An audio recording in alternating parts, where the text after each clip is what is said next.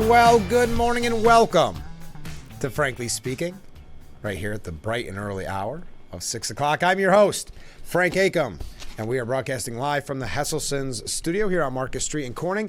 And this morning, it is the Battle of the Joes. We have two guests. One is Joe from Chords. The other is Joe Sempolinski, former Congressman. So we'll hear from Joe in this hour from the Chords. We're going to find out about their upcoming event this Saturday. And then in the next hour, it's not too late to get your questions in. If you have any for the former Congressman, current candidate for Assembly, as well as the current chairman of the Steuben County Republican Committee. We have a lot to get to this morning, some New York State issues. We're also going to be talking about Trump, Biden, Israel.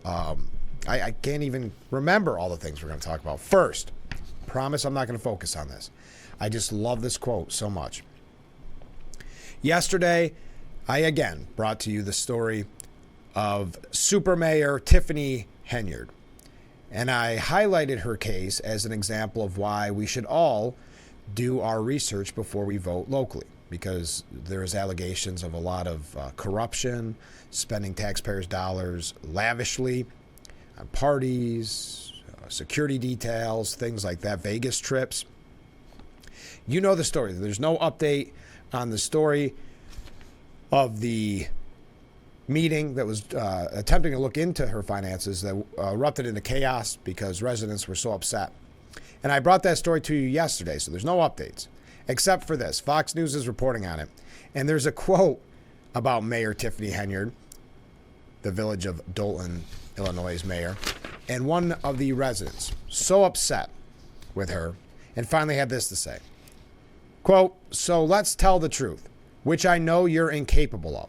So she's telling this to that mayor. This is the part that I wanted to mention to you, and I thought kind of a fun way to start the morning. Quote, "I wouldn't trust this woman if she stood on a stack of Bibles and had her tongue notarized." There you go. I don't know. I saw that this morning, and I said, we don't really need another update on the super mayor until I saw that quote and had to pass it along to you. So we have I thought it was funny. We have a lot to get to when it comes to New York State issues. Boy, the polls, and listen, you know how I feel about polls. Probably not worth overall paying attention to, but if you are looking at polls, I would rather be former President Trump right now than Joe Biden. So we have a couple of those we may get to as well, or at least talk to perhaps Joe Sempolinski about that. Get his opinion. But first, how about this? James Bovard from the New York Post writes, Congress's public approval recently fell to a record low, 12%. Did you know that? Congress's approval rating, record low, 12%. But the real problem, according to the Washington Post, is members of the House of Representatives do not receive higher pay, more power, and boundless praise. Quote, being in the House is undoubtedly terrible and a uniquely crummy job. That is the verdict of Philip Bump, the last prominent D.C. journalist who still insists the Hunter Biden laptop was a Russian plot and a premier Biden bootlicker. Bump's article epitomizes how the liberal media exalt the politicians who have ravaged our prosperity and freedom. D.C. protocol prohibits fact-checking pundit pity parties. Bump claims House members, listen to this, quote, haven't got a raise in more than a decade. Now that's omitting the unconstitutional de facto raise the House awarded itself last year. Members can automatically claim $258 a night for lodging expenses and $79 a day for meals for each day spent in D.C. Up to $34,000 a year in tax-free dollars, even if they don't spend a dime because they don't need to keep the receipts. No receipts necessary. So basically a bonus of $34,000 a year. But again, Philip Bump from the Washington Post says that being in the House is undoubtedly terrible and a uniquely crummy job, as if they were drafted into it, as if they weren't allowed other options. House members also, if you're not aware, receive a yearly salary of $174,000, more than triple the average U.S. salary. and a higher pay than 93% of Americans. Wow, $174,000. But the raw numbers vastly understate their windfalls. The House was in session for only 117 days last year, so members received almost $1,500 each day they worked, and we put worked in quotes, even if they only had a 15-minute token appearance in the Capitol. How much would you pay a lawyer who fails to read the contracts he signs on your behalf, like congressmen who vote for massive bills without reading them? How much would you pay an accountant whose squirrely numbers produce trillion-dollar holes in the balance sheets? Congress's reckless spending helped torpedo the dollar, which has lost almost 20% of its value since Biden took office. Summoning every violin inside the Beltway, Bump bewails the House members have to spend a big chunk of their time trying to raise money to campaign to keep their jobs. Tough. But I thought they were practically conscripts with hellish jobs. The only way to reconcile those notions is to guarantee government always wins. The number of House members quitting is roughly 10%, par for congressional elections. Most members have safe seats, meaning they won't get the boot without a scandal worse than New Jersey Senator Bob Goldbars Menendez. Brazen gerrymandering protects incumbents and prevents the will of the people from disrupting the gravy train of handouts and kickbacks. The Founding Fathers presumed Congress would protect citizens from executive branch oppression, but an oversight duty was cast overboard long before the turn of the last century. In the current Congress, I love this piece because can you imagine if you're this Philip Bump and you're looking for a story to do, and you say, you know what? Congress's approval rating sits at 12%. Let's let the American people know just how bad these men and women in Congress have it. Such a tough, tough job. In the current Congress, Democrats seek to block almost every investigation Republicans launch into Team Biden. Yet, Bump grieves that House members cannot seize as much power as they think they deserve. The ultimate Washington agony. They just don't have enough power over us. Just under 50 bills have been signed into law this year, fewer than half as many as Congress usually passes in election years. According to D.C. scoring, House members are persecuted because they can't consummate their legislative schemes to take over more of our lives, your life and my life. Bump has plenty of company in D.C. with this pro-Congress garbage. Business Insider in January called for members of Congress to give themselves a $100,000 raise. Boy, you've got to take a step back if your life is so focused on politics that you're actually demanding in op-eds and articles that Congress get paid more as they waste more and more of your money. But I'll continue. Dan Schumann of the nonprofit Pop Vox Foundation called for a, quote, big fat raise for members of Congress so that inflation would not affect your motivation.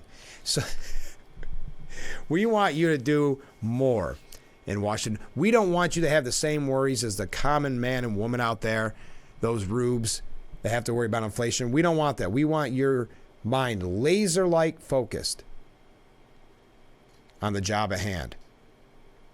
But according, again, to the New York Post and James Bovard, the Holy Smoke Audacity Prize goes to one current and 3 former members of Congress who last month filed a federal lawsuit claiming to be, quote, suffering the unconstitutional suppression of their member pay and, quote, the unconstitutional reduction of their retirement pay because their salaries didn't keep up with the inflation they helped spawn.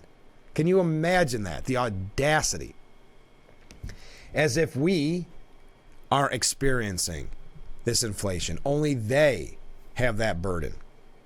Ex-congressmen are demanding up to $750,000 of compensation apiece and a, quote, tax bump up on any award to offset their higher taxes.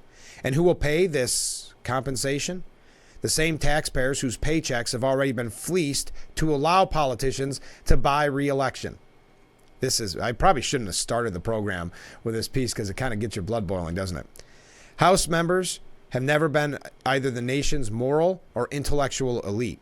In the late 1800s, restaurants and bars refused to permit House members to run up a tab because they were notorious deadbeats. at least according to H.L. Mencken's father, a cigar salesman who knew D.C. In the 1990s, the House banking scandal featured busloads of representatives plundering the bank they created for themselves at taxpayers' expense. And Congress has still not banned insider trading for its members. How much would you pay someone who produced nothing while prancing like a peacock and ludicrously boasting of saving the world? Unfortunately, exalting our current crop of legislators in the style of Philip Bump simply make congressmen even more deluded. Democracy cannot survive pretending politicians are less vile than they appear. So that is James Bovard from the New York Post, and I thought, what a great way to start off this morning's broadcast. We've got to take our first break. We are just getting started. We're going to talk some New York issues. We have quite a bit here, if we have a chance, to talk about Israel. I know the president will be talking with Prime Minister Benjamin Netanyahu today. That's the first chat they will have since that tragic, albeit error, a mistake of the death of the volunteers, of the humanitarian workers. So we have a little bit about that. We know that Biden has become weak and really sold out Israel, but not enough, according to many Democrats, and I have a piece on that as well. But first, we've got to take that break. Stay with us. We'll be right back with Frankly Speaking here on Big Fox.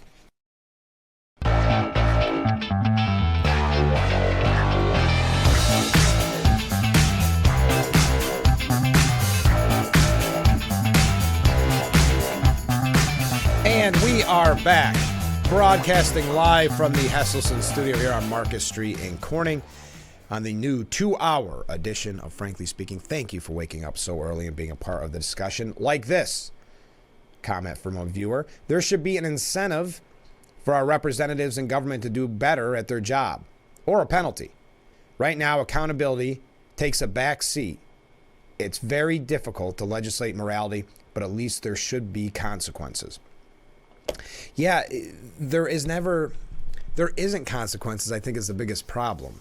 So often there's a scandal, but the way this system is set up, how many people have we seen embroiled in scandal that win re-election? You know, it's always that idea of vote the bums out, just not my bum.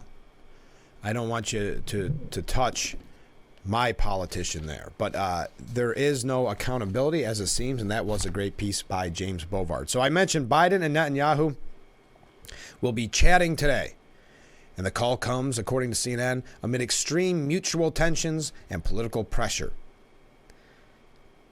It will highlight a glaring contradiction in U.S. policy toward the war in Gaza, a conflict that potentially poses an existential threat to both Netanyahu and Biden's political careers.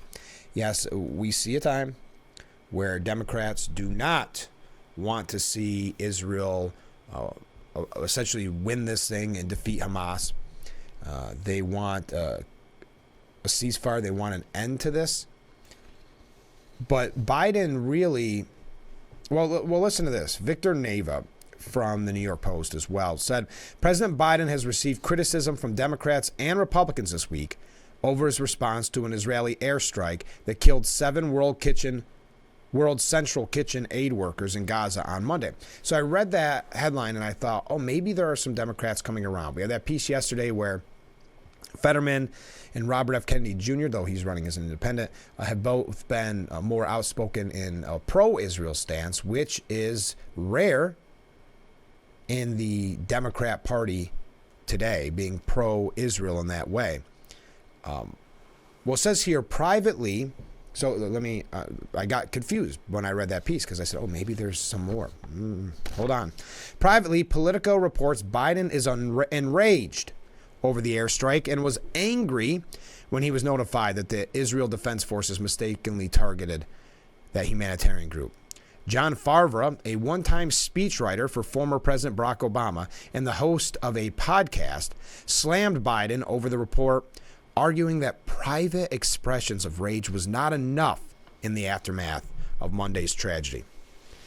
The president doesn't get credit for being, quote, privately enraged when he still refuses to use leverage to stop the IDF from killing and starving innocent people. So do you see how the Democrat Party puts all the blame on Israel? None on Hamas. Remember what Hamas did on October 7th. But just like in his speech the other day, yesterday was it? Maybe the day before, President Biden did not focus on Hamas, only mentioning maybe a time or two, but not focusing the blame, as it should be, on Hamas. So here, Obama's old speechwriter, John Favreau, saying it's not enough to be enraged behind closed doors. The president has to use his leverage, pressure Benjamin Netanyahu, who's trying to do what's best for his people, put the pressure on him for, quote, the IDF killing and starving innocent people. These stories, Favreau, say, let me try this again. Favreau says, these stories only make him look weak. Democrat Michigan State Representative Abraham Aisha argued that deeds are more important than dialogue in a tweet aimed at Biden. The president is prioritizing Netanyahu's Israel over the preservation of innocent life and basic human decency, and risks unraveling American democracy because of it. I'm sorry. Talk about the ultimate in victim blaming. Isn't that a word or a title? A word or a phrase that Democrats are using for quite some time? Isn't that the ultimate in victim shaming? Attacking Israel after Hamas attacked them so brutally, so horrifically. Again, Hamas so often overlooked by the Democrat Party in their comments. But on the other side of the coin, some Republicans ripped the president for aiming his anger at Israel rather than Hamas. Exactly. Representative Derek Van Orden from Wisconsin said, how about Biden being outraged over the American and Israeli hostages being brutalized by the Hamas savages, and remembering that Hamas is the cause of all of this tragedy? Biden has abandoned Israel. Representative Mike Waltz from Florida noted that the Biden administration, well, this is a great point, mistakenly targeted aid worker Zamari Ahmadi, killing him and members of his family in a drone strike as the U.S. withdrew from Afghanistan in August of 2021.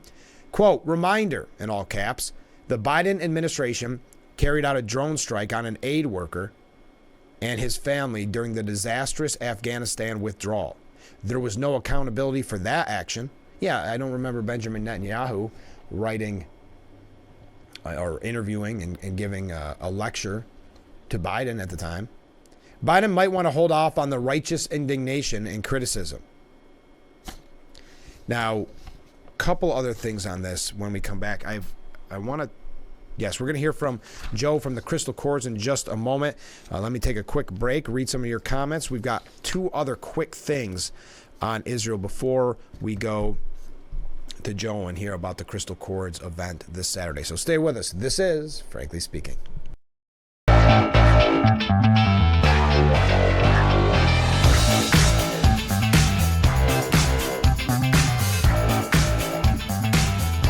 It's nearly 6:24, and that's your view of Marcus Street here recording as we broadcast live from the Hesselson's studio. Thanks so much for joining us at this early hour as we have now went 2 hours on Frankly Speaking. I don't have the time to get to this whole piece, but it is fantastic. It's with the New York Post, and it's Biden is dreaming like it's 1918, but Israel is fighting like it's 1945. Washington, well, like I just said, President Biden is approaching the conflict in Gaza with the mindset that ended World War I, while the Israelis are fighting with the spirit that transformed Germany 27 years later. In 1918, the United States and its allies saw a German surrender that would neutralize its war-making capabilities without having to transform its state and society. Leaving Germany unoccupied and its latent capacity for war intact, the armistice failed to establish a stable European order. A true solution to what contemporaries called the German question came only after World War II, when America and its allies demanded unconditional surrender from Hitler, occupied Germany, and denazified its institutions. The Israelis believed correctly that only Hamas's unconditional surrender, the dismantling of its military capabilities, and the de-Hamasification of Gazan institutions will deliver a stable order. But Biden has been significantly distancing America from these aims. Yes, and it's been pretty consistent. It started strong, I will admit that, but we were even apprehensive at the time, knowing that Biden would weaken, especially when he started to see the polls and started to see that anti-Israel sentiment in his party. And again, it goes through the history of this. It's a fantastic piece, again, at the New York Post by Gabriel Scheinman and Michael Doran. But it ends on this. The first step toward creating a truly stable order in Gaza is for the Biden administration to think less about revitalizing the Palestinian Authority and more about revitalizing its connection with the American historical experience. I just thought it was a really good piece that I would highly recommend, but a little bit too lengthy to dive into right now. One other, I guess you really couldn't call it an Israel story, but it's another example of that anti-Israel, I don't know if we could call it a strain at this point. There's anti-Israel sentiment in the Democrat Party. Squad member Representative Jamal Bowman, the gentleman who pulled the fire alarm in Congress, he's in some trouble. Now, he's gotten some endorsements. Was it Hakeem Jeffries endorsed him recently? But anyway, in a shocking new poll obtained exclusively by the Post, Westchester County Executive George Latimer leads Bowman 52-35 among Democrat primary voters in the 16th Congressional District. Now, I know this is out of our area, but this is a very important poll. Again, I don't always agree with or believe in polls, I should say. But in this instance, I'd like to believe in it because Bowman has been, I would say, if he was your representative, you'd have to say an embarrassment for the way he's handled things. First of all, the anti-Israel, at one point saying that the horrific rapes and murders on October 7th, he was calling it propaganda, that he'd never seen proof, these type of things. You had, I know it seems light, but going back to our point we were making at the beginning of the show, with no consequences in Washington, like one viewer said, it's like we're being governed by a bunch of Bernie Madoffs, only with diplomatic immunity. Yes, but look at what little punishment he got. And I know it sounds so minuscule in a way, but if you walked into your place of employment and pulled the fire alarm, do you think there would be consequences? Is that a fair question? And that's just something so minute, but painting a larger picture of what we started the program with this morning. This idea that really these members of Congress are untouchable, as you have fawning members of the media who have such awe and wonder in their eyes over these people that have been sent to Washington. I don't understand it, as suggesting that they deserve raises, that they need to make more money so that they don't have to worry about the inflation that they caused, disrupting their mindset.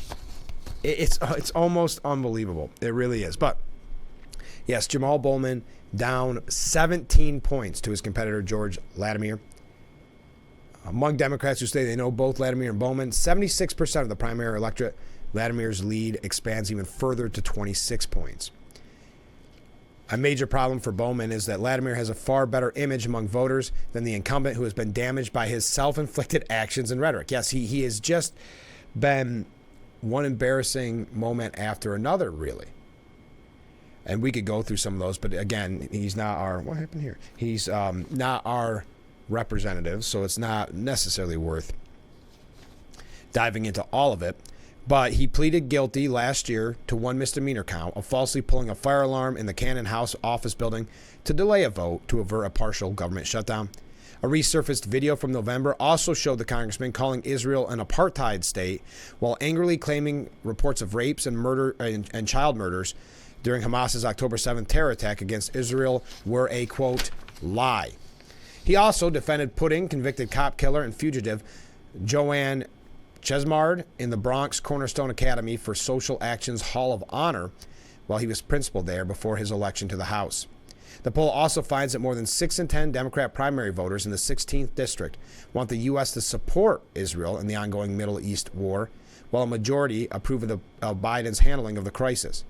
The data is clear. With a robust campaign, the well-known and highly regarded Latimer is in a strong position to unseat the now unpopular Bowman. Now, Bowman's camp has just dismissed this as junk. Mark Mellman not only had incorrect polls on this race in 2020, the candidate Mellman supported had to tell him to stop airing racist ads that darkened Representative Bowman's face, said Bowman's campaign spokesperson. He doesn't have an ounce of credibility here, and his junk numbers back them up.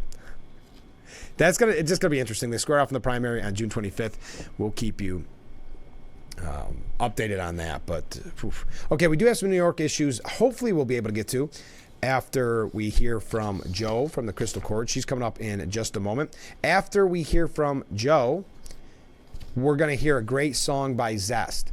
If you recall the Salvation Army telethon on this program, or if you happen to tune in on Christmas morning as we rebroadcast the music from that telethon, Zest was a major part of that broadcast, as was the Crystal Chords. So the Crystal Chords and Mark Twain Chorus are joining together to present I've Got the Music in Me, a program on April 6th at 7 p.m. at the Clemens Center. We're going to hear all about it from our friend Joe coming up after this break. So stay with us. This is Frankly Speaking here on WYDC TV, Big Fox.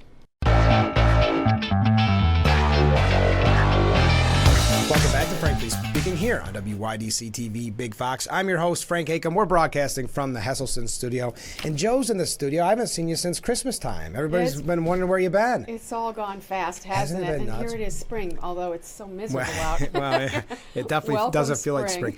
I cannot tell you, I know I've told you personally off the air, but I can't tell you how many people loved when you guys performed during the Salvation Army telethon, and then we rebroadcast it just on Christmas morning. I've had people stop me like at the store and tell me that they wish I'd play that more. Than talk great. Politics, play you guys more. So I appreciate that again. Well, we're glad to be on anytime. Yeah, we love it. It was so much fun. And you have a big show coming up. Tell me about I've Got the Music in Me at the Clemens Center.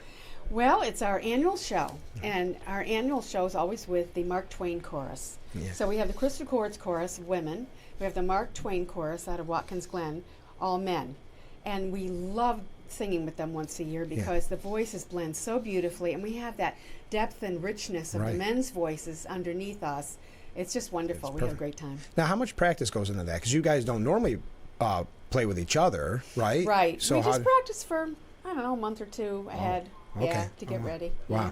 Well, now, what goes into the music selection? Is it about maybe what would sound best for you or something you want to hear? I mean, I don't even know how to begin with that. Well, it's kind of a mixture of both. We have a music team. They're all really experienced musicians, and they are always looking for music and thinking about what will work for the chorus. And then they have to look for an arrangement, a 4-part a cappella arrangement that's going to work for us. So this time around, we're really heavily into rock and roll. So so that's kind the of theme. A rock and roll show. Oh, cool. Yeah. Do you have a hand in it, each individual performer, or it really is decided kind of when you show up? The chorus is always asked, about these things. Yeah, and then there's some debate about what songs to do lots of times. I'm sure. There are so many crowd-pleasing songs, and when you're doing a rock and roll show, you got to have the crowd pleasers. There's so much to choose from. And we were talking at the beginning of this interview. It's so crummy out. It's kind of we all got cabin fever. We didn't have it a couple weeks ago, but now we're back. So what a perfect way to get out on the 6th and go out and have a little fun and listen to some rock and roll music. Absolutely. It'll be Saturday night at 7 o'clock at the Clemens Center. And the tickets are $20 general admission, but students and seniors can get in for $15, and the under 5 set are coming in free. So I think you can only get the general admission tickets online and the others at the door. So how much work goes into an event like this? Because you've done it every year. Is it kind of old hat, or are you used to it, or is it still always a little nerve-wracking? Well, the thing is that it's such a big deal. I mean, being at the Clemens Center, for one thing, it has been so fun. Last year was our first year back there. Yeah. So we do a whole day of rehearsal before the show happens, and a lot of it's about all the logistics of being on stage. Yeah, I'm sure. Which I didn't know anything about before I was a member of Crystal Chords. So we spend a lot of time working on that and making the show upbeat and punchy and fun for everybody. Yeah. I think when you see us sing on stage, you'll see that everybody's having a great time. Oh, sure. And that's what it seems like. And I want to talk about the group in general and how people can get involved. But it's almost like just a fun time getting together with friends, isn't it? It is. We always say people join the chorus for the music. Right. And they stay for the friendships. It's true. So we make friends there for life, really. I believe it. A lot of wonderful people in Crystal Chords. The women are great. Yeah, and I want to mention that in just a little bit, we're going to play a selection from Zest, which we always like to have a little music on the program. So that's coming up in just a moment. Are there any songs that we can expect? Do you want to give it away, definitely. or is it top secret? I'll give you a few of them. Okay. One is "I'm Still Standing," the Elton John song. Great. I'm still standing. Such a good song. It was so fun and upbeat. It's such a recovery from trauma kind of song. It's like really I'm back. Yes. We love that one.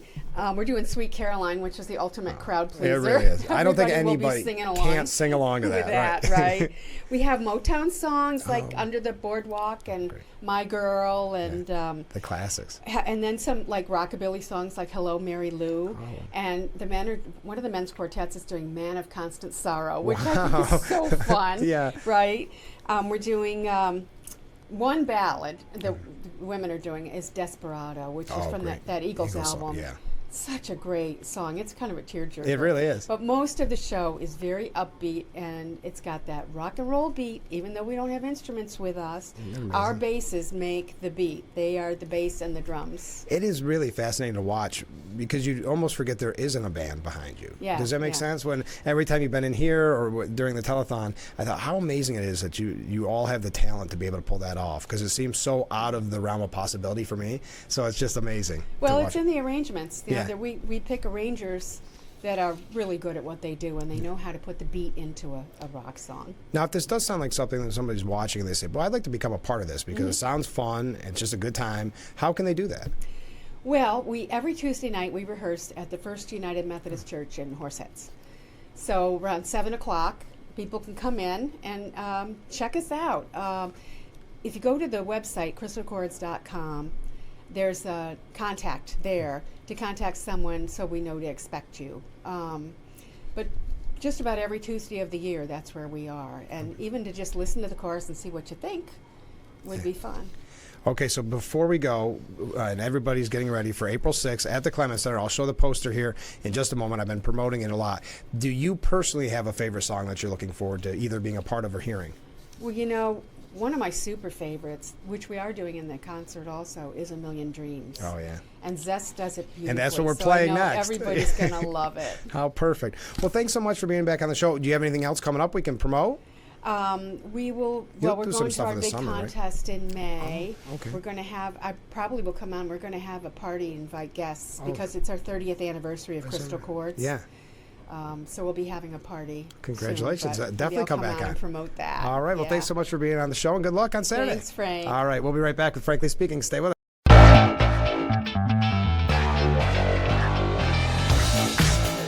Sorry about that, folks. A couple times with dead air there. I apologize. A little bit of a time structure issue. Thank you to Jo for being on the program again. You may recall her from the Salvation Army Telethon. Well, we have a song for us exclusively from Zest. And again, I wanted to, and I know I've been showing it on the program. I believe this is, there we go. There's the poster. The Crystal Chords and the Mark Twain Chorus present I've Got the Music in Me, April 6th at 7 p.m. The event is sponsored by Hilliard Corporation, Park Outdoor, Studio LMG, J.R. Dill Winery, Wegmans, and an anonymous donor. Find out more at clemenscenter.org. So again, thank you to Jo for being on the program this morning.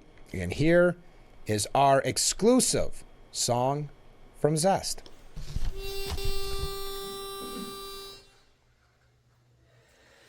Through the door,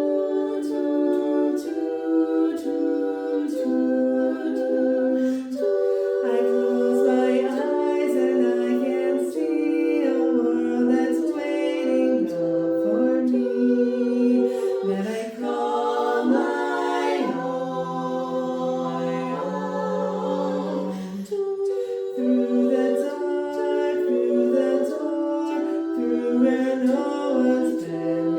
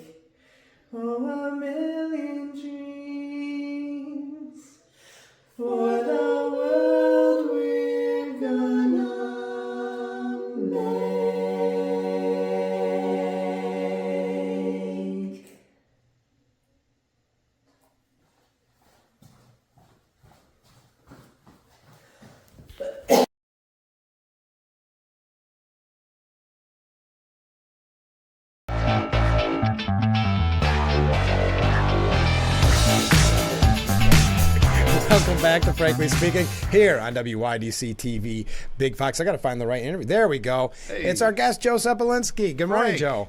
In the early time and What do you off think? air for the folks at home, Frank, his radio show used to start very early. Yep. The 6 to 9. radio version of this fine program, and I was a friend of the program. Of I course. would come on, and oft times, many years ago, I would be out here on Market Street in the 2 doors down. early times, and the difference is I have to care about what potentially 250,000 people can see me now, Yes. as opposed to Coming in your sneak into the pajamas. studio with a hat or whatever. So I do miss that. I'm so proud that eventually it's just going to be 24 hours. Yeah, just 7 20 days minutes. a week. That's what I'm waiting for. I don't need sleep anyway. Yeah. Joe Sempolinski is in the studio, broadcasting live from the Hesselson studio. Excuse me, Joe. I've been watching a lot of news to try to catch up. Because I like to be groundbreaking.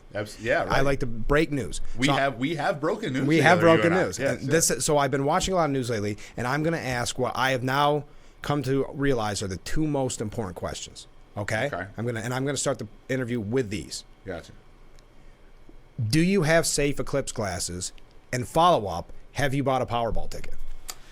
I have safe eclipse glasses. Are you sure? Yes. Okay. And I got them from, I got to check the one my daughter got from school. See? I so knew it. she got one from school. And then for my other daughter, who's not yet in school, myself, my wife, I actually have Allegheny County themed Very eclipse nice. glasses. I was at an event with some of the economic development folks from Allegheny County, and the northern half of Allegheny County is going to be in totality.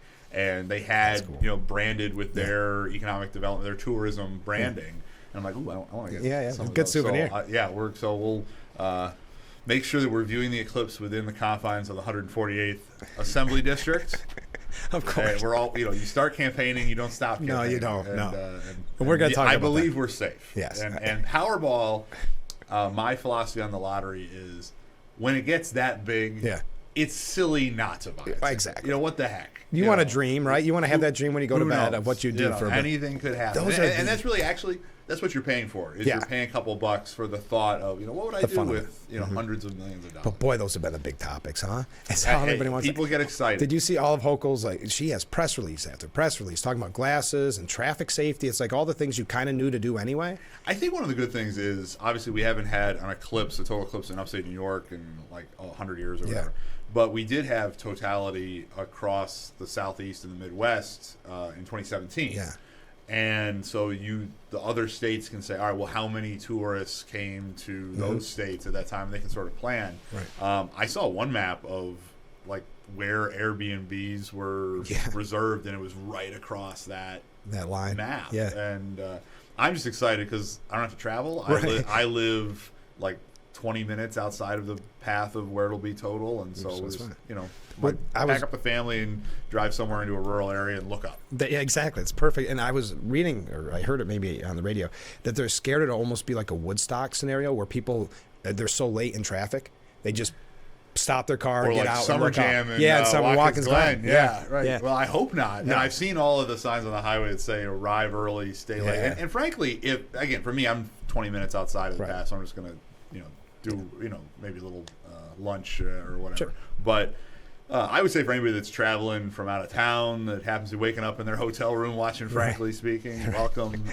But yeah, I would say make a little trip of it. Yeah, and I think so, I guess too. Niagara Falls is supposed It's to going to be be nuts. That's where the governor's going to be. Yeah. Oh, is that where she's going to be? I mean, that's already one of the biggest tourist attractions on the planet. Right. And I love Niagara Falls. Yeah. And then you throw on top of that being in a total eclipse. I think that's going to be Something. a lot of people. Yes. And I'm going to be in probably northern Allegheny County, and hopefully it'll be a little less crowded than Niagara Falls. All right. I swear I'll ask important questions when we come Those back. are We got important questions. Okay. All right. Those are important. That's what the people. You got to listen to the streets of what the people are talking about. You're right. We'll be right back with Frankly Speaking. Stay with us.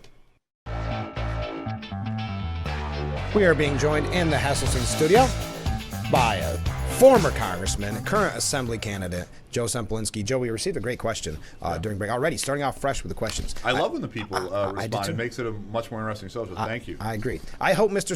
Sempolinski can explain why, and it seems on a monthly basis, the federal government has to vote to increase the budget in order that the government will not shut down. I was under the impression that the government already has an annual budget in place.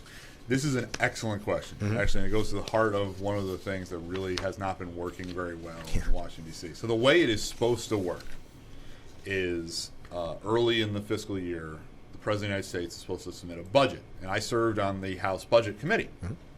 The budget is the top line spending. So the way I explain it to people is, let's say your family had set aside $250 to go on vacation this year. That's your budget. Where you go, do you go to Darien Lake, do you go to Niagara Falls? That's appropriations, and those are two separate committees at the federal level. State, it's very different. But at the federal level, those are two separate things. So the president's supposed to submit a budget, the House and Senate Budget Committee is supposed to amend that budget, and then the Appropriations Committee is supposed to fill in through 12 different appropriations bills for each section of the budget the details on how the people's money will be spent up to those budget caps. That is how it's supposed to work. Yes. That is the law on how that is supposed to work. It does not really ever work that way. It goes off the rails usually very quickly. And so what ends up happening is you get to the end of the fiscal year in September, and all of a sudden you have to do, some people say you have to do, what's called a continuing resolution, which would be basically telling the government, the executive branch, keep doing what you're doing with these changes. Right. Or what is called an omnibus, which is you take some or all of those 12 appropriations bills and mush them together in one big thousands of pages bill, and that would then fund the government until the end of the next fiscal year. So when you get these things where you're continually having crises, usually it's you're seeing them voting on different sections of the budget, successfully or unsuccessfully. And so it's not all one thing. And actually, it's not supposed to be all one thing. It's supposed to be 12 discrete things that are handled in a transparent way. So in that case, it's sort of a good thing. Or you're seeing, all right, we did a continuing resolution for the next 6 weeks, or a continuing resolution for this part of the government for the next 2 months. That's where it's gone awry and things are not How many going. times did you have to vote on continuing resolution? I voted on 2 continuing resolutions, voted no, and 1 omnibus, voted no. So that's 3 different votes within 4 months. Correct. That's wild. And those were all for the entire government. Yeah. It was the entire discretionary portion of the government. That's a whole other question because there's mandatory and discretionary spending.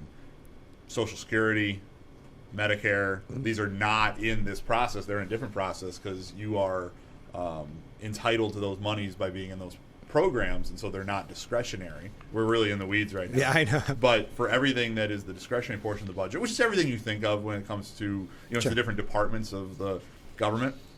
Yeah, I was there 4 months, and I had to vote on that 3 times, and I said I was voting no. I was very public about that, and I had reporters say, "Well, what would you have to do to get to yes?" Sort of implying like an earmark or something.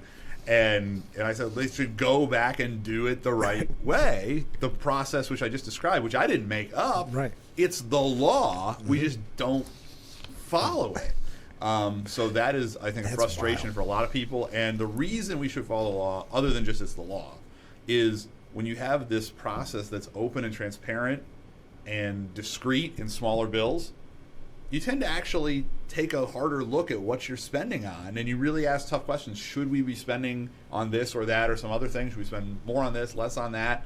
And you end up with a better budget as opposed to, it's the last minute, just do it. And nobody, has a chance to read 4,000 pages of text. So we have, the viewer, and I thank them for the question, put their finger on one of the biggest problems with what doesn't work in Washington, D.C. So it was a very insightful question. It was. We've got to take our last break of this hour and start the second hour of Frankly Speaking. So stay with us. We'll be right back with Joe Sempolinski after this.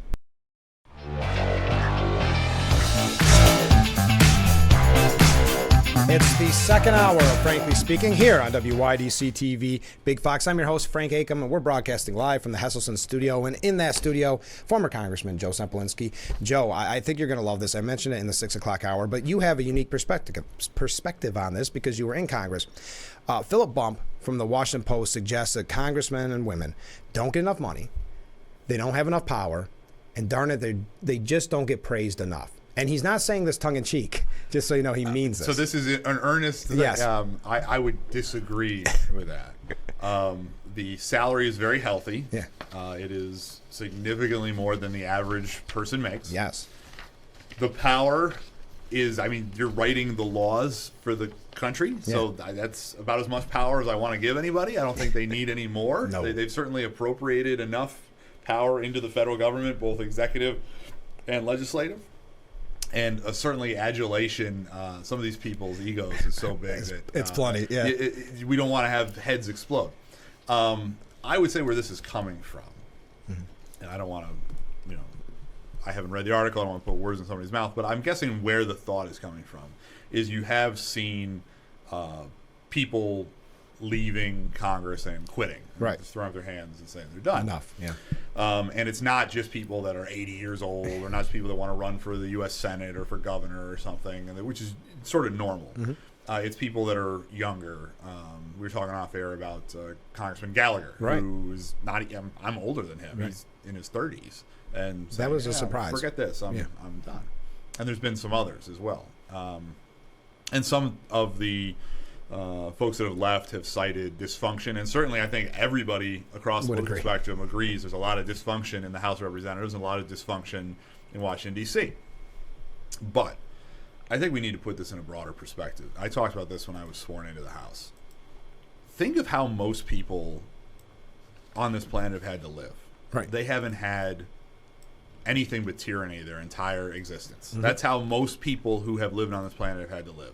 We get the privilege that was given to us at great cost, blood spilt, to live in a free society where we get to choose who represents us. That is a really profound thing. And I think I get very disappointed when people throw up their hands and leave, or they, they're. And I'll be blunt. I was disappointed with Kevin McCarthy resigning after he lost the speakership. It's still an honor to be the congressman from Bakersfield, California. Yeah, and so and as somebody who was there, 4 months. I can tell you I took every minute of it very seriously. I took every vote very seriously because I was voting for the people back home, and I knew they were counting on me to speak for them. And sometimes we lose that perspective on just how profound what is going on in a representative form of government is, and we do it to our own detriment. Now, is there dysfunction? Yes, but the folks that should be fixing the dysfunction are the elected officials. Right. If you're in a workplace that's a collegial workplace and it's not functioning, well, then it's on you to look in the mirror and say, what can I do to make this place function better? And the policies and the spending bills that come out should be better because you're the ones that are writing them. So I think we're in a good spot here. Steuben County is currently represented by Congressman Langworthy, my successor in the House. I've enjoyed working with him and his staff over the year plus that he's been in office. He's running for re-election. I'm supporting his re-election. I think he does a good job. And Northern Steuben County is now going to be in the 24th district. Claudia Tenney represents that district, and I served with her in the House. Yeah. And she's a dear friend of mine, and she does a wonderful job, and I have a great relationship with her staff. So we can only control what we can control in our given area about who we choose to send down there to work for us. But I think everybody, I would hope, would, whether the Republican or Democrat, House or Senate, state or federal, whatever, takes a minute each day, like I was sort of forced to do by being there for such a short period of time, just to pause and say, listen, think about what you're doing here and what privilege you have to be in this position. It's a public servant. I used to tell kids when I talked at schools, my title is representative. Exactly. That is the role you have, is to speak for the people. That's an honor to do that, and you shouldn't be doing it for the money, and you shouldn't be doing it for the adulation, and you shouldn't be doing it for the power. You should be doing it because it's the right thing to do for your community and your country, and hundreds of thousands of people have died to give you that right to live in a free society. A follow-up question. I appreciate Mr. Sempolinski's response, but he brought up another question. We're going through like Civics 101. I love this. Why does it seem, and this is a great question, why does it seem like every bill brought before Congress is 1,000+ pages, which always seem to require a quick vote? It is always like... That's also a very good question. And if you go through the proper appropriations process, the proper budget process, you don't end up with that because you have 12 discrete bills. And in theory, those are supposed to be vetted by 12 discrete appropriations subcommittees in an open forum, and then you can sort of see through the process as the bills get amended and adjusted and negotiated, and then you don't suddenly have one big blob at the end that nobody's seen. Right. So that's another advantage actually following the statutory process, is you end up with less of this big bills, less of this opaque bills. You end up with discrete chunks that everybody's had a chance to think about over the course of hopefully months, not hours, and not hours. Yeah. And so that's a good follow-up question. It is. So I wanted to ask you before we go to break, our first break, what did you think the primary vote? Obviously a low turnout, but we should mention it. Yeah, sure. Why does the media try to make such a big fact that, oh, wow, Trump didn't get this percentage? But Biden lost quite a few votes as well to Marianne Williamson and that, no vote protest. Yeah, and Dean Phillips is still on the ballot in New York. Yeah. So I think... Is it just a way to knock him down? I think that's what it is. Yeah. I mean, I think it's sort of a variation of like the bloodbath thing. Where exactly. He's talking about losses in the car industry as far as jobs, and then he uses a metaphor for that, and people, are up and take it out of context. And so I think there is certain elements in the mainstream media that want to find anything they can do to derail the Trump train, because clearly right now he is the favorite to be the next president of the United States. Yeah. And so there's some of that. I think also some of it is you're trying to make a story where there's no longer a story, where Joe Biden has a majority of the delegates to be the Democratic nominee. Donald Trump has a majority of the delegates to be the Republican nominee. Even if... There's no story here. Right. Even if Nikki Haley or Dean Phillips won every delegate that's still out there, they're still not the nominee. Right. The race is over from a practical standpoint. Now, you still have to do the primary. Right. I think it's still important. I was number 18 in okay. Irwin, so not a lot of people found it that important. I voted early in Hornell. Yeah. But you still have to go through the procedures of picking the delegates. Yeah. So there's 91 delegates on the Republican side that are going to be assigned to Donald Trump based on the results of this. And if, in theory, it didn't happen, but if, in theory, one of the other candidates on the ballot had gotten to certain thresholds in certain congressional districts, they would have had, delegates that would have represented them at the convention. So you still have to go through the legal procedures, and that's why you have to have the vote, you have to have the election, because we have a federalized process for president, which is a good thing. Right. And you have to pick each of the delegates from each of the discrete states. So just because the other states have been consensus enough that this particular election is not in dispute, who's going to be the nominee, right. You still have to do the procedures to know who is going to be going to Milwaukee for the Republicans and who's going to be going to Chicago for the Democrats, and who are they going to be speaking for. That all still has to happen. Hence, we had to have an election. All right, we're going to talk local races when we come back, so stay with us. This is Frankly Speaking here on WYDC TV, Big Fox. Our beautiful view of Market Street as we broadcast live from the Hesselson studio. In that studio, we have former Congressman Joe Sempolinski. So, Joe, let's talk about the local races, because you're also the current chair of the Steuben County Republican Party, and we do want to talk about your race for Assembly here in just a moment. But tell us what we need to know about the local races. Yeah, so it is right now, we are in the petition filing window. So in New York State, we have a very rigorous petition process, and that's how people get on the ballot. So somebody knocks on your door and says, please sign, you're putting them on the ballot. That's what you're doing. And this is a year where there's a lot. Obviously, we have the presidency, which we talk about quite a bit.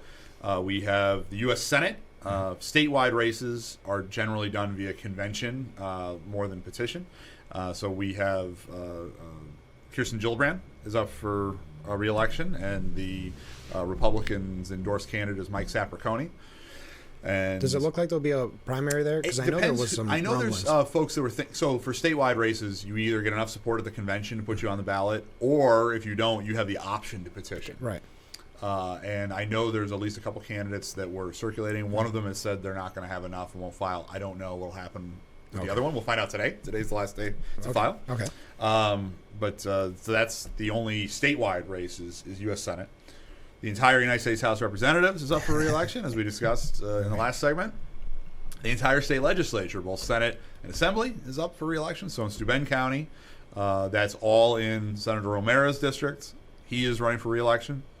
And there are 3 assembly districts that touch Steuben County. The one I'm running for, the 148th, Mr. Palmisano represents the majority of Steuben County in the 132nd district. And then the 133rd district, which is northern Steuben, is currently represented by Marjorie Burns. She's retiring.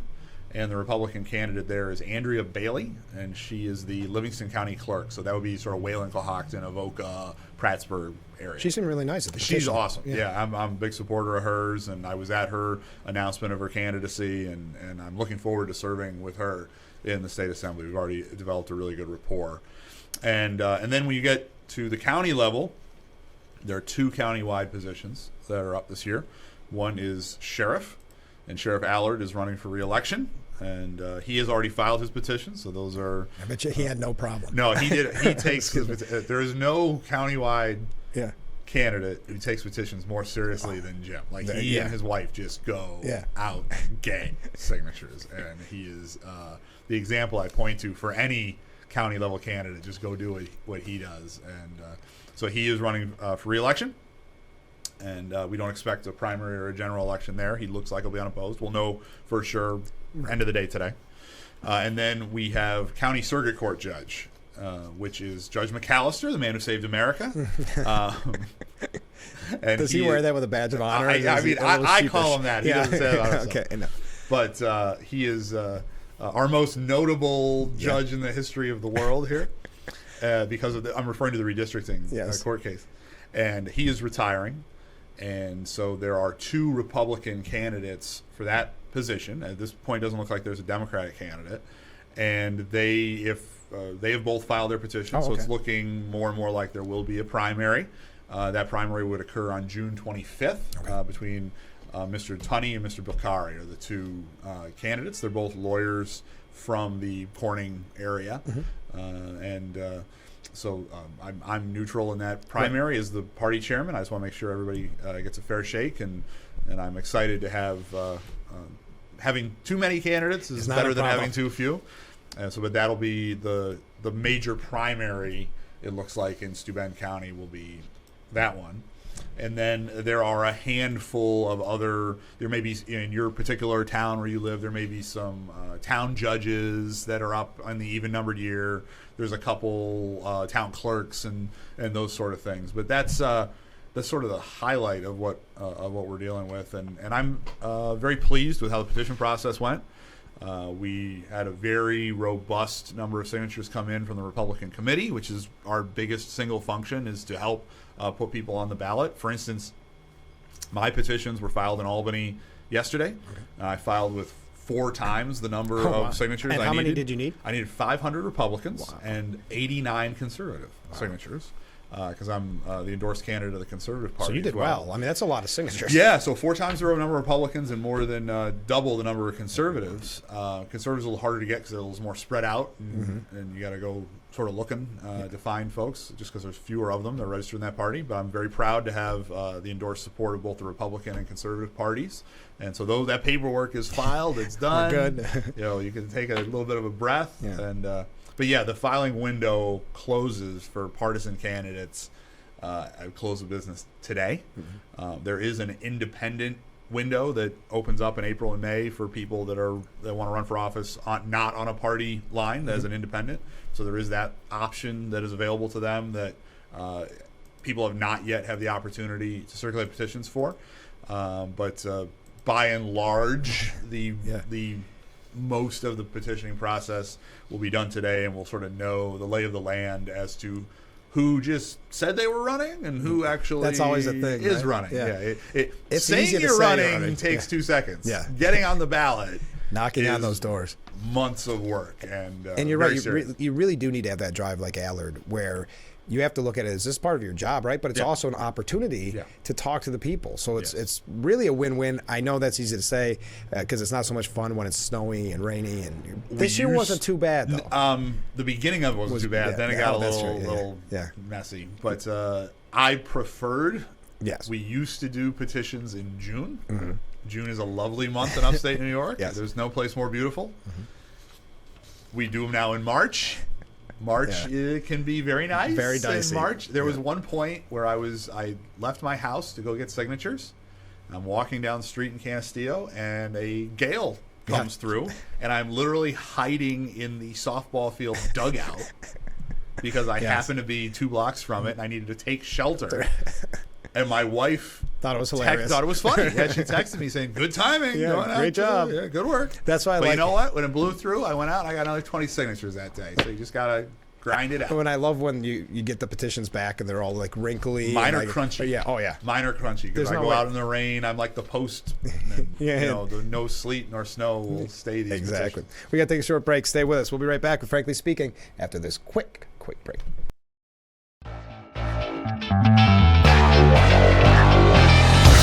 We are back with Frankly Speaking, broadcasting live from the Hesselson studio here on Market Street in Corning. We have Assembly candidate. I'm going to introduce you by each of your titles and each break. No one really knows what to call me, so I'll just say just Joe. Joe's easy. Yeah. Joe's easy. We got a couple questions from viewers. What does Joe think about the following changes for the state and federal congresses? 1, short-term limits. 2, yearly ethics reviews. 3, tough insider trading laws to include extended family investments. And 4, a 5-year moratorium on setting on boards, paid lectures, and lobbying after political service has ended. A lot of that I would support. Yeah. For the record, I don't own any individual stocks. No. I own some mutual funds and like an IRA or whatever. But I don't own any individual stocks. I engaged in no stock trades during the time that I was in Congress. My net worth went down because I had to spend my savings while I was running for Congress. So I'm not lost money. Yeah, I don't get stock tips from Nancy Pelosi or anything like that. Too bad, man. So yes, I would be in favor of banning, being much more aggressive in banning what you can do with stock because members of Congress are privy to information that other people aren't. And again, it should not be about enriching yourself. There is a 1-year lobbying ban, and actually this impacted me, and it's a very total ban. It's not even just paid lobbying, it's any lobbying. Oh, wow. So for 1 year after I left Congress, unless it was in my capacity as a government official, because I was a staffer in the state assembly. Sure. So unless it was in that government capacity, I could not approach a member of Congress saying, please support or don't support a particular bill, whether I was paid or not. Wow, that's interesting. I could give advice because if somebody, like Nick or Claudia, whoever could call me and say, hey, how did you handle this situation? Or support people politically, but I couldn't pick up the phone during that year and call Nick Langworthy or anybody else, right, or Claudia Tenney or anybody, and say, hey, please support X, Y, and Z. And so much so that when I was leaving, I made sure that any of those, I had bills that I supported. Yeah. I did all that before I left. Oh, that's interesting. And so there is a 1-year ban, and I would, I'd be support extending that or something. And then what was there was term limits, and there term was limits, yearly ethics reviews. ethics. Yeah. So I had to take a ethics training. I did too. And staff Yeah. you get to do it online. I had to do it with a live person. Oh, did you really? Okay. Yeah. So it's even more extensive for members than it is for staff. But there is an ethics training requirement. A lot of it has to go around sort of personnel stuff, HR stuff. Yeah. Because you're not only a legislator, you're also an employer. I had a pretty big staff of people that were working. Frank was one of them, did a great job. And several of them still work in the congressional offices in the southern tier for Nick. And so there was some of that, but it was also, hey, don't take bribes. Yeah. Hey, Some of it don't was- take free stuff. Yeah. So that does exist. Term limits, I do support term limits, but I would caution on if they're too short, because what happens, everybody's really concerned about the deep state. Right. And they should be, because bureaucrats make a lot of decisions that should be made in the legislature, and they're not held accountable by the electorate. So if you make the term limits too short, all you do is empower people that you don't have any say over to be the ones really making decisions. Because if somebody's only there 1 or 2 terms, they don't know what's going on. And a bureaucrat, if they're asked to take an action or give information, they're just going to sit on it and wait, because you're not going to be here in 6 months or a year or whatever. So I'm in favor of term limits, but you just can't make them so short that you actually make the problem you're trying to solve worse. Should somebody be there 20 years or 30 years or 40 years? Absolutely not. I would absolutely support banning these sort of multi-generational or generational tenures in one particular office. So we just got to find the sweet spot where you are not making the problem worse and you're actually solving the problem. Sure. Because also think about it as if half the Congress is term limited, they're not going to listen to you. Right. They're not up. They're not ultimately a lame duck. If you call them and say do something, they're going to, I'm not up for election. Yeah. So you got to just. It is a problem that needs to be solved. We do need term limits. You just got to do it the right way to actually solve the problem you're trying to get at. Next question: does Santos have a chance? No, I'm just kidding. Did you see that? Did you see his backup? He's running in District 1 against Nick LaLota. Yeah. I think he's mad about getting expelled. I could not believe when I saw that he announced. I met him when I was running before the scandal. Yeah. And just so full disclosure, my entire interaction with him was I ran into him when he was a candidate and I was a candidate, and we shook hands and talked for 10 seconds, and that was it. But he is this. Oh, and you forgot the time that you bought his cameo too. You didn't mention that. For the record, I did not. Okay. I did not. There's Al. When I announced I was running for the assembly. Yeah. I posted a video, and my college roommate commented on it, saying this was a missed opportunity for a George Santos cameo. Yeah, it really was, so for the endorsement. But what I find is both funny and kind of sad. It is the Santos saga.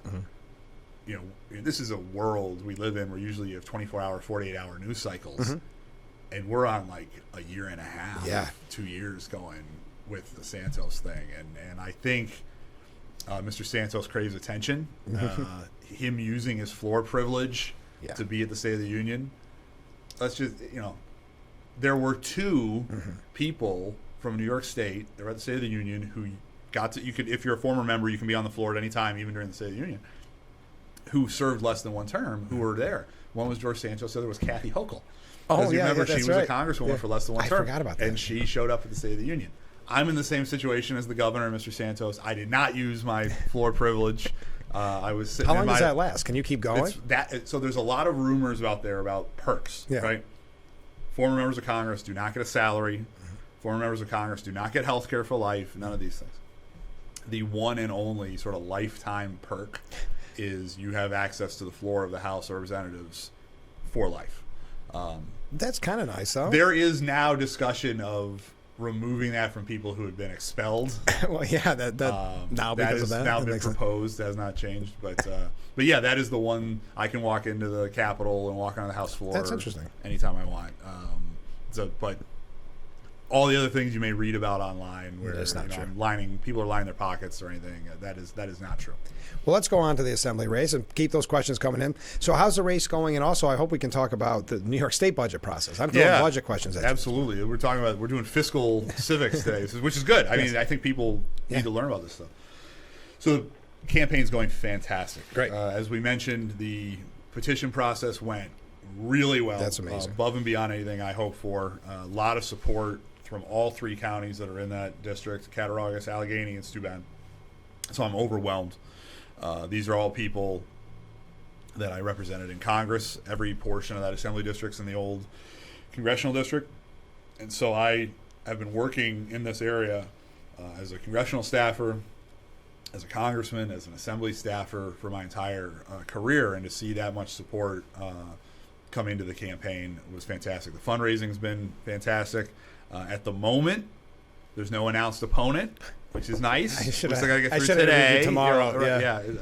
We'll know a little more tomorrow about whether anybody's on any of the party lines, but at the moment, no announced opponent. So if we get through the next couple of days, that makes things even a lot more easy. There's a rule in politics: you can run scared or you can run unopposed. Yes. The second one is more fun, but anytime you have an opponent, you have to take it very seriously, no matter who it is. And so we'll know a little bit more very shortly. But I'm really profoundly honored and excited to be hopefully moving into this new role. And there's a lot that goes wrong in Albany. You mentioned one of the major things, which is their budget process. Right.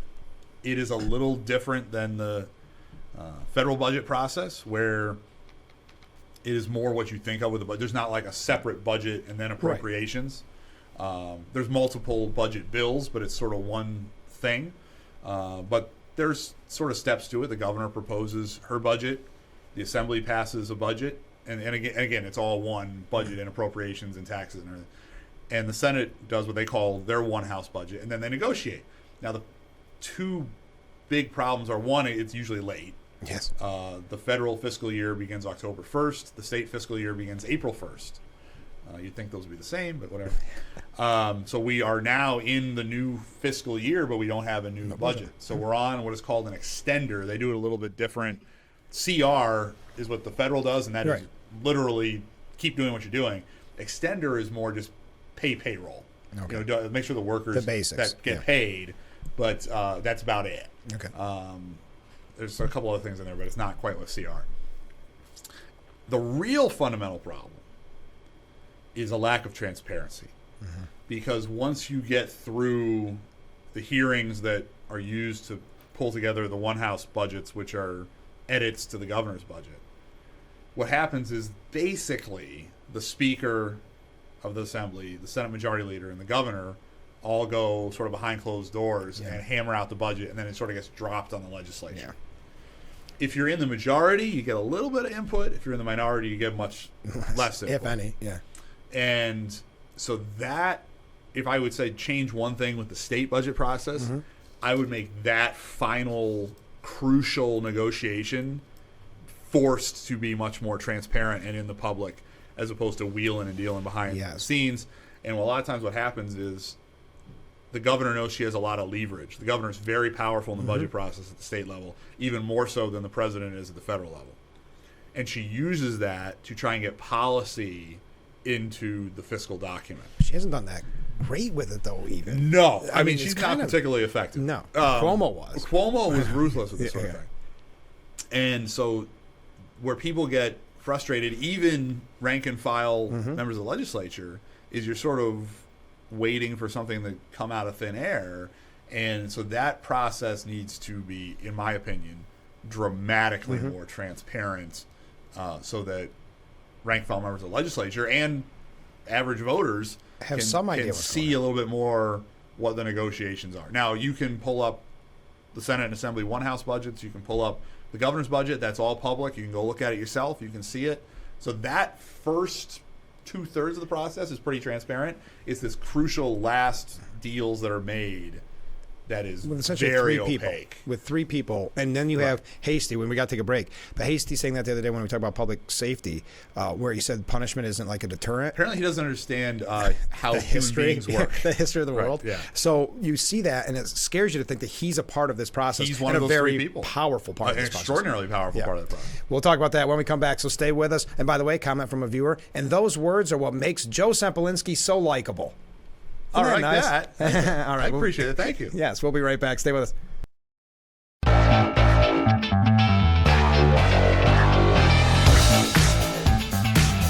And we are back. We're being joined by former Congressman Joe Sempolinski, current chair of the Steuben County Republican Party, current Assembly candidate. So, Joe, we were talking about Hasty. What doesn't that scare you that guy has so much power, if that's really what you believe? So for people that don't know, he just said he basically doesn't believe increasing penalties deters crimes. Excuse me. Right. I don't understand it. Which is the belief of a good chunk of the Democrats in New York State and other portions of the country, where they view increased penalties as something illegitimate or something that's nefarious or racist or anything like that. And I think anybody that's ever dealt with a human being realizes that, everybody's a little different, but there are certain things that are common where if you say, if you do X, the consequences are going to be dramatic and severe. Yeah.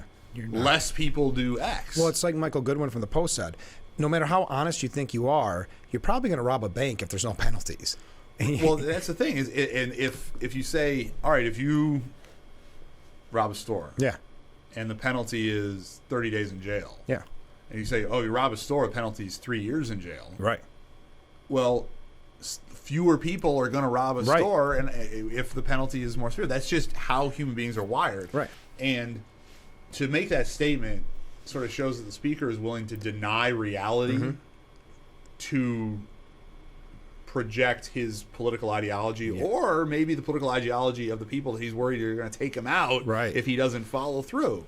Because there are some very radical Democrats in the state legislature, and I think some of it is that's what he believes, and some of it may be self-preservation against a coup from his left. And speaking of kind of a delusional, I saw a piece from Politico today that's actually trying to tell us, and I hate the fact that they're starting to do this, that Hochul actually is really tough on crime. Did you know this?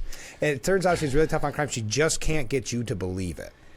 This has been sort of one of the themes for the Democrats this election. Yes. Is don't believe your eyes. Yeah. Like there's Bidenomics, no inflation. Yeah, right? exactly. That's what we've been talking about on the show. Don't look at the man behind the curtain, exactly. Sort of thing. And it's very insulting. It is. It's insulting to the average voter who has to live with what the level of crime is in their community, who has to buy goods and services and notices. Yeah. I saw one yesterday where Subway is selling 6-inch sub for $6, and we all still remember a foot $5 for $5. Yes, yes. So you're going to tell me that there's not inflation, over the last however period of time, So we see what ourselves, our friends, and our family are going through as far as two of the major functions of government and what we're just talking about, which is protecting the public and the economy. And then the Democrats try to say, no, you just don't understand. The perception. They keep saying the perception. Yeah, well, perception is reality, and reality is perception. Yeah. And to How just do you say have that the you don't nerve? get it is very insulting. How do you have the nerve to go to somebody after they go to the grocery store and say, no, it's not that bad, Joe? Have you seen, and it's always like, have you seen your 401k? I just want to buy groceries. That's right. That's right. And for all the criticism of the Democrats saying that somehow the Republicans are the party of the elite. Look at what they point to. They are really the party of the elite, and increasingly so. And the Republicans are the party of the average person, and increasingly so. Because we're talking about, what you said, the average person doesn't give a flying fudge. Thank you. I just got 2 hours. I know, right? Yeah. I just got 2 hours. About... They're not following their 401k day to day. Exactly. They're not following the stock market day to day. They want to buy bread and milk for their kids. Exactly. That's what they care about. They want to put gasoline in their car to get to work, to get their next paycheck, to buy that bread and milk for their kids. They want to be able to walk down the street and not get mugged. They don't want their child to be a victim of crime. Exactly. That is what the average person cares about. And the Democrats refuse to engage. If you talk about those issues, they say you're a conspiracy theorist. Yeah. The average person wants people to have to follow the rules maybe when they cross the border. Yes. Yeah. And the Democrats don't even want to talk about that issue. And for years denied that it was even an issue. Right. So if that's their strategy going to 2024 is to try and convince you don't see what you actually see and aren't living the experience you're actually living, that's going to be a failed strategy, and the Democrats are going to have a very rough November. And think of the optics, too. You go back to the party of the elites. You have Trump going to the wake. Right. And then you have Biden having a $25 million fundraiser. The optics on that, and you could tell they were bad, pardon me, because the media kept saying, well, this fundraiser was planned for a long time. When they start to throw those little curves out there. But I don't think you could see a better picture of what you're dealing with in November. Oh, absolutely. I mean, you have Stephen Colbert and Lizzo and wasn't Bill Clinton. Lizzo in trouble? I was bringing this up on the show. She got in trouble for something too. Like my understanding was, there were some shaming? Accusations from some of her employees that she was an abusive employee that was accused. I don't know if it's ever been adjudicated. But yeah, all these like. So that in the same city at the same time, you have 4 presidents, and the 3 Democratic presidents are hanging out with the coastal liberal elites. Yes, and the Republican president is honoring a fallen police officer and comforting the family. Right. And why? Since I mentioned Lizzo. Wasn't it just a couple of years ago? I think we were on radio talking about this, Joe. Bill Clinton was like a social pariah at these fundraisers. Remember? Because it was around the Me Too movement, and Gillibrand, who had used the Clintons forever in campaighing, threw them under the bus, remember? Yeah. And now all of a sudden, you could not see enough pictures and how amazing this is, that Biden has that power. I think the clock on when you become uncanceled in the mainstream media is a lot shorter when you're a Democrat. When you got a Democrat. And, this is a guy, there's things he's been accused of. there's things that we know for sure he's done, which is abuse his employees. Mm-hmm. If anybody else was doing what he was doing with an intern, he'd be unemployable. Mm-hmm. We know he's serially unfaithful to his wife. Mm-hmm. He's admitted that. Yeah. And then there's a rampant other accusations. But the president and former President Obama, they want to sit right there with him. I know. And use him to raise money. So that D next to your name washes away a lot. A lot of sins. Yeah. It definitely does. I just found that very interesting because I remember thinking there's no way they're going to drop Clinton. And they started to a little bit. And then but I also think I read a piece where it said that this may actually be a bad thing for Biden. And it was very reminiscent of Hillary Clinton not being able to get the rallies that Trump had and having to bring celebrities in to get that attention. And that's what this felt like. I think there's a little bit to that. Because Biden couldn't have got that $25 million having a fundraiser by himself at Radio City Music. Oh, absolutely. Right. Yeah, there's a lot of people that were there for the show. Yeah, exactly. Right? And they're willing to write a check to be there for the show. So I think there's a lot of truth to that. Yeah. All right, we got to take our last break. Stay with us. This is Frankly Speaking here on WYDC TV, Big Fox. We are back with Frankly Speaking here on WYDC TV, Big Fox, being joined in the studio by former Congressman Joe Sempolinski. Couple comments here, Joe. Thank you for understanding how insulting this is, meaning ignore what's actually happening at the grocery store. I think we all see it, and I think that's why the polls, and you've seen the polls that came out. Polls are very strong for Trump right now. It is insulting. Okay, next question or comment here. Congratulations on 2 hours. I love when you and Joe Sempolinski talk. Never a dull moment. Hashtag, I don't even want to say it. Hashtag don't give a flying fudge. That is now your what do you call that? Keeping it G-rated for the kids. This is a family program. Thank you for as well. Yeah. So let's talk about RFK Jr. Okay. What do you think?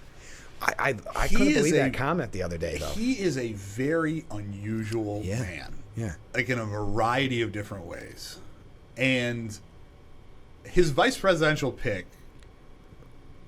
that was weird. Aaron Rodgers probably would have been better. Yes. And I can't believe I'm saying that. I know. Because her qualification is she used to be married to the founder of Google. The qualifications. Right. So she bought it. Basically. So she got this. And it's not her money. No. So it's her ex-husband's money. Yeah.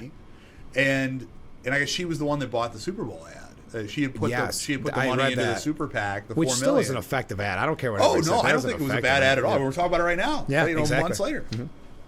Mm-hmm. But, the idea of I'm going to sort of be the biggest donor of the campaign, and then suddenly I'm a little questionable. The vice presidential candidate, and I have minimal experience. And then also her only sort of political activity is being this avowed Democratic donor. So there's a reason why, the Trump folks are sort of going after RFK, but the Democrats are apoplectic. It's crazy. They are going after. I would never thought the Democrats would tear down a Kennedy. The media attacking a Kennedy is something I never thought I'd say. It's like saying Hornell has a Republican majority, and you never thought you'd say it. You never know what's going to happen. And so the whole dynamic's interesting, and it's significant. I mean, in the polling average right now, he's at about 10%. Yeah, enough to be in the debates if they're debates, right? Well, it depends how they do the debates, yeah, right? I think that's going to be negotiated between Biden and Trump. I don't think there will be. I've been making the prediction that there isn't. I think there's a possibility. Do you really? That there isn't? Yeah, I think. I mean, it's been an established tradition since Kennedy, which is ironic to do them. But there have been times when, I don't think LBJ did them. I think it was a sort of tenuous thing, and it's not a legal requirement. You don't have to do them. It's something and I think negotiated. all they have to do is say we're not going to give Trump the platform. You can see the writing on the wall. It's the Rhoda McDaniel effect. Right. And there's going to be some of, do you really want to put... It's one thing for Biden to get amped up for the State of the Union and read off a teleprompter. Yes. For the record, I don't have a teleprompter. No. We don't do that here, frankly speaking. No. It's Frank. It's all live. Frank speaking. But it's another thing to be in a back and forth with somebody as formidable as President Trump. So there's a chance that the Biden campaign will make a show of we want to debate and then not want to do it. That's what I'm saying. I think they never wanted to do it. That's why they'll say we can't give them the platform. Because they can't say, well, we don't want him to go head-to-head with Trump. Because can you imagine? I mean, Biden was never that great of a debater anyway. but he's got the political debate to him. And whenever someone like that, like the Ted Cruz's of the world, and they're fine debaters, they're amazing debaters. He did it at Harvard. But you get against Trump, you don't know what you're going in. It's like having a boxer in a street fight. 100%. Where, wait, this isn't the Marcus of Queensberry rules. Exactly. Oh my goodness. He threw dirt in my eye. Yeah. You know, it just, they're not built for this. No. And they know it. Yeah. And they know it. Yeah. So, but enough about RFK Jr. That was a kind of a weird. But I think, well, the point being, he's at 10%, which isn't enough to make you president. But if that 10% isn't balanced between D and R, you can tip the election. And I think the Democrats are seeing, when you do head-to-head polls, Trump is up 1 or 2. And when you do polls including Kennedy and the Green Party candidate and Cornel West, Jill Stein. Yep. Suddenly Trump's up 4, 5, 6. And so it's clearly affecting, having these other candidates on the ballot is affecting the chances of Biden being reelected. You know when I realized that RFK would probably, anyway, take more votes away from Biden is when the media kept telling us the opposite. Do you know when they're like, oh, he's going to hurt Trump, so you better start hating him. And I'm going, wait a minute. They don't tell us to help us. And they never tell us to help us. I've noticed over the last few weeks, if you go on social media, there's a lot of heat coming at him from Democrats, which means they are terrified. They really are. Yeah. I love a piece today, and we don't have a lot of time left, but CNN, why is there nostalgia for the Trump economy in the battleground states? So this is, and the reason I mention this is kind of piggyback what we were saying earlier. Never mind what you thought back then how things were good. So now it's not just forget that we're lying to you now, but forget that it's fine now. It's fine. You just don't get it. Now they're trying to say you're just reminiscing about something that wasn't there. I liked paying less than $2 for gasoline. Yeah. I think it's as simple as that. I liked peace and prosperity. Right. As a matter of fact. We're talking about gas prices were low, inflation was low, the economy was thriving as far as jobs were concerned. And then you talk about peace and prosperity. Yeah. I think a lot of the turmoil in the world you can trace back directly or indirectly to the failed pullout from Afghanistan. When the American president is viewed as weak, then you get Putin invading the Ukraine. Right. When the American president is viewed as weak, you get Hamas slaughtering Israeli civilians. So you have now major theaters of war. The Taliban has reinstituted total repression in Afghanistan because the whole world knows Joe Biden's a weenie. Yeah. Simply put, It's as simple as that. When you're the president of the United States, you have responsibilities domestically, but you're also the leader of the free world, and that's not just a talking point. I mean... But even I'm scared. What's China going to do, knowing that they can get away with whatever they want? We were just saying this on the program yesterday. It scares me, especially they've been always pushing in Taiwan. There's so many things that China wants, right? And now's their opportunity, which terrifies all of us. And then you've got the weakness again that the president's showing that I'm strong as I can be on Israel. Well, I saw the polls, maybe not. Well, no, and now we'll sell them out. I mean, it's... And I think this is similar to tie back to the Speaker of the State Assembly. There is a rabid, radical, growing chunk of the Democratic Party that is these ultra-leftists, and they're becoming big enough that it's affecting sort of mainstream Democrats' policy. You see these far-left folks being, vocally active on the Hamas-Israel war, and suddenly Biden gets a little shaky. You have these radical leftists on law and order issues in New York State, and suddenly the Speaker of the Assembly is saying things that just don't make sense. Exactly. Because that's what his base believes, even though it's farcical. Well, it's bad in the Democrat Party when it comes to Israel and this anti-Israel sentiment. When there's a piece, I don't remember who had it, but I mentioned on the show yesterday, where they're saying Fetterman. You remember Fetterman? Oh yeah, Fetterman. Suddenly the most conservative Democrat in the Senate. Who would have thought? Now they don't ever talk about him again. Yeah. Fetterman and RFK Jr., which is weird they mentioned him, but they said take a different stance on Israel than the norm in the Democrat Party. So I said the norm, according to this article, the norm is now anti-Israel or not supporting Israel. Because Fetterman's aggressively pro-Israel. Yeah. I just thought that was very telling. So this idea that it's kind of the fringe element, I don't know how fringe it is. I think that's the dynamic. Is something that used to be a fringe is now grown to be enough of a chunk of the Democratic Party that it's affecting. It's not just somebody shouting in the corner. It's affecting the policies of people who may not even agree with that particular piece of the party. But when it's 5% of your party, you can ignore them. Right. When it's 40% of your party, or who knows, you can't. and you're seeing it impact policy, local, state, and federal. It's been so disappointing on his stance on Israel, though. Because at first I will give credit where credit's due. I said, well, this is a good response from the president. He's being strong. And that just caves so quickly. Yeah, and there have been some wacky positions taken by some folks on the far left on this and a variety of other issues. Before we go, I know we talked a little about local races, Joe. What do people need to know next, and how do they get involved? Like I said, we're expecting there'll be a countywide primary potentially on June 25th. So that's the next election. Obviously, we want people to vote in November. That's the big one. But I would encourage people to get engaged with candidates of their choice, candidates that they support. There'll be contested races for the presidency, contested races for U.S. Senate, a contested race for U.S. Congress. There will, in both districts that cover Steuben County, we will see if other Democrats file, but at least those. There'll be a contested race for the state assembly in the district Andrea Bailey's running in the 133rd district in northern Steuben. There's a Democrat running there. So if there's candidates of your choice that you're excited about, I encourage you to get out and talk to your friends. Don't be shy. You know, this is important, you know, and be willing to go knock on some doors. Be willing to go put out some lawn signs. Be willing to donate some money to folks. This is not a spectator sport. No. And you didn't do this, and you didn't do a plug for yourself, and I think that's nice, but I'm going to ask, where can people find out more about your campaign and make big donations? Frankly Speaking? Yeah. And also at joesempolinski.com, and I'm on X, Twitter, whatever you want. I'm on Facebook. But joesempolinski.com is where you can donate. It's where you can learn about my positions on the issues. They're all there. I'm pretty blunt about where I pretty open book, yeah. And I would encourage anybody that knows anyone in Western Steuben or Allegheny or Cattaraugus County to tell your friends that I'm a good guy and that they should vote for me. And to watch them on Frankly Speaking. That's Joe, right. Thanks for giving us so much time. Always. We'll do it again this soon. Is the best. Yeah. All right. Congratulations on the 2 hours. Well, thank you. Join us tomorrow morning starting at 6 a.m. for Frankly Speaking here on Big Fox.